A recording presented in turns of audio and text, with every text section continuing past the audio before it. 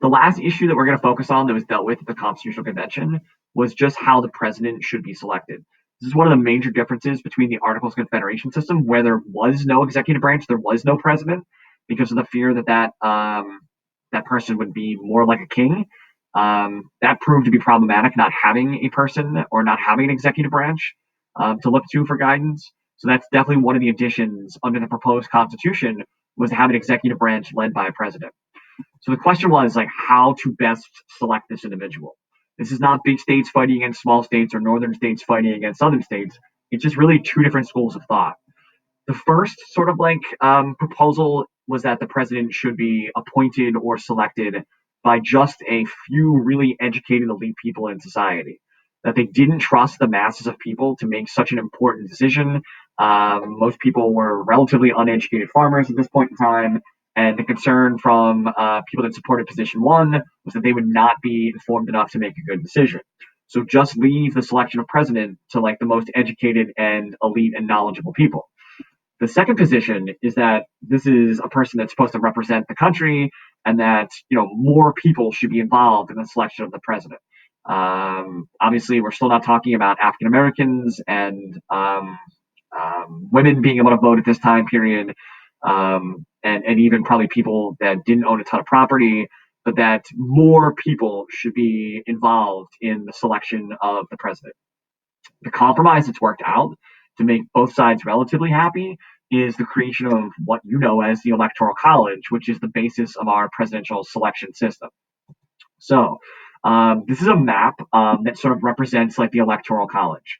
You will notice that every state has a point total.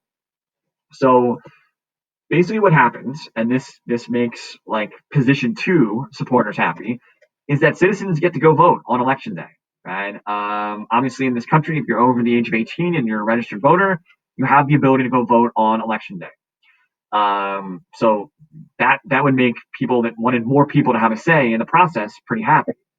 But to make the other people happy that wanted to like restrict the ability of just a select group of people to also sort of like weigh in, that's where like the electors come in. So when you go to vote on election day, a regular citizen like me, I'm not actually voting in the case of the 2016 election for Trump or Clinton.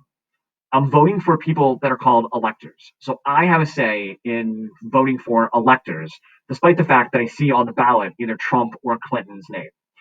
So basically, every state has a point total.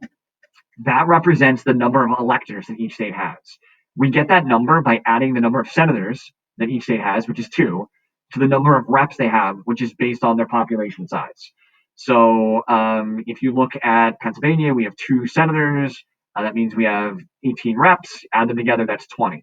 So on election day, what you essentially are doing is you're voting for one party's electors. Right? What will happen prior to election day is that the Democratic Party in Pennsylvania will select 20 electors. So 20 essentially hardcore Democrats. And the Republican Party will do the exact same thing. They'll select or appoint 20 hardcore Republican electors. So basically, what you are doing as a regular citizen on election day is you are deciding which party's 20 electors get to go make the decision in Harrisburg about 3 weeks after election day. So whatever party's candidate in a state gets the most votes from the citizens, their party's electors from the state get to go and make the decision. So again, in the case of 2016, there were more Pennsylvanians that voted for Trump. So Trump's 20 Republican electors in Pennsylvania, they were sent to Harrisburg 3 weeks later, and they each had a vote in nominating a president. Clinton's 20 Democratic electors didn't get to go because they didn't receive the most votes from the citizens. There are 538 total electors. You need at minimum a majority of that 538 to win, so that's 270. So you need 270 electoral votes to essentially win the presidential election. So again, this made both sides happy because the regular citizens had a say in selecting the electors, but then the electors were sort of like making the final decision for president. Super complicated, And then we are the only country that employs anything like the Electoral College to select our like president or our leader.